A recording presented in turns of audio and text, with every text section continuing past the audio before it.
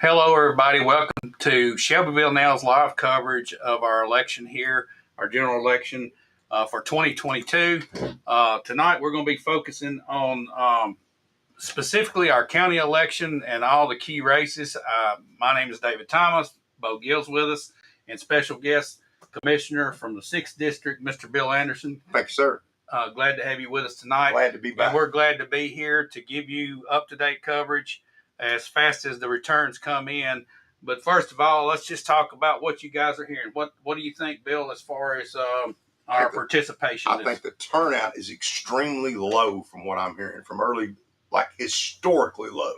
Okay. Which is disappointing. Yeah. I'm hearing the same things. I did hear maybe an uptick, after 5 o'clock, the 5 o'clock crowd, but it's generally lower, and actually lower than the primary. Because the primary was quite contested, but and that was historically low in terms of what we had. Exactly. If you got a county of 52,000 people and you got 18% voting, I bet we don't have 10% vote now. 26,913 registered voters in the county, and we had 4,500 vote during the primary. In the last election, we had about 8,000 vote, a little bit less than 8,000. When we go back to the primary, because I've asked this question, and I don't think it's something the county can do, maybe the state, but people seem to have more interest in state and federal.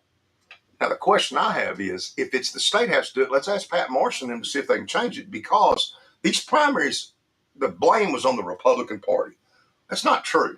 I had a former commissioner and I had a long discussion about this. The Democratic primary for years was your general election. Right. And if you didn't vote in it, you didn't have any say in local politics. So that didn't change by the Republicans having a primary. But what would be nice is if we changed and made like the city of Shelbyville, even where you're on the ballot in November for your general, and the primaries with the state primary. I think it would encourage, maybe we need the state to help us do it. I want more people voting. You're right. And it's really, when you think about it, that the national and the state seems people are more entertained, but where we live, the turnout seems to be. It's like there's not an interest. It's apathy. It's for whatever reason. And the answer to getting people to vote, I don't know. We've talked about that, and I think you can get the word out. I think that education in the schools could start. I don't know if they do that. Have a day to just talk about things, but who knows? But if you change the primary, maybe we have to go through Mr. Morris and Shane Reeves and whoever, and made it to where that primary, we still have the primary, Republican and Democrat, but it's in August right now, and we somehow move our general to November. Right. Meaning, see what you see, guy. I want everybody out there to understand when it pairs up with your national, and it would save a ton of money for Summer Leverett's office, for the county, and everybody. We're not doing away with anything. We're just coinciding elections that already happened. I agree. And I think it's a great idea. Well, it's alarming to me that I bumped into several people today, and I asked them if they voted, and they looked at me and said, "What are you talking about? Voted for what?" Voted for who? There wasn't any signage or any. I mean, there was, of course, campaign sign, but nothing said "vote today" or anything. Well, I noticed that too. I know. So it was at the polling places. It just wasn't. It just wasn't. It wasn't what it normally is. It was not the excitement. Now we've got the couple districts that are going to be really exciting. I think that's District 4 and 5. We've got some other contested ones there, but I think that the reason for our biggest the reason for the turnout that we had was probably because those two districts pulled a lot, because there's a lot of names there, and it's contested pretty heavily. Well, you've got District 1 that's contested. That's true. You've got District 3, District 4, District 5 is the logjam. District 7 and District 9 all have at least 3 candidates. So right. That's what we're going to focus on tonight. Right. That Absolutely. And our mayor election, which puts up incumbent Chad Graham up against Misty Pella.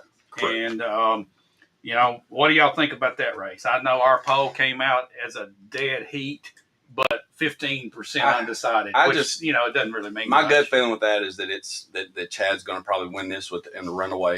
But I've been surprised many times. But I do. It did have it at a dead race. So what do I know? I'm going to predict. People will tell. I'm going to predict it's closer than the primary was.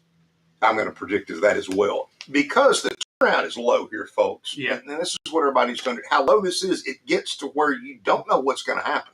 You're right.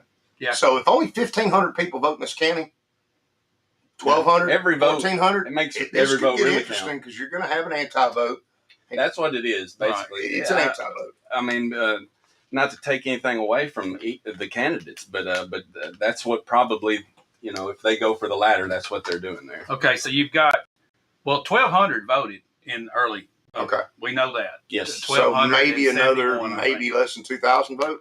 Total. 2,200 Total. I'm saying. We might have 35. 2,500. I'd say 2,500 to 3,000 maybe. I'll go 3,500. I'm going to go less than so. that. I'm going to go about 2,200. Okay. 1,000 voted today, because I'm telling you, turnout from what I'm hearing from people at the polls has been very, very low. And I hope we're wrong. I hope we're wrong too. I hope the turnout's huge.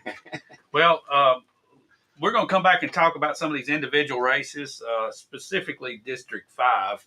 Okay. But let's take a quick break. And today we've got two sponsors that are helping us put this on. It's First Bank here of Shelbyville, and also Craig and Wheeler Realty and Auction. Let's hear from them, and we'll be right back. So y'all stay tuned.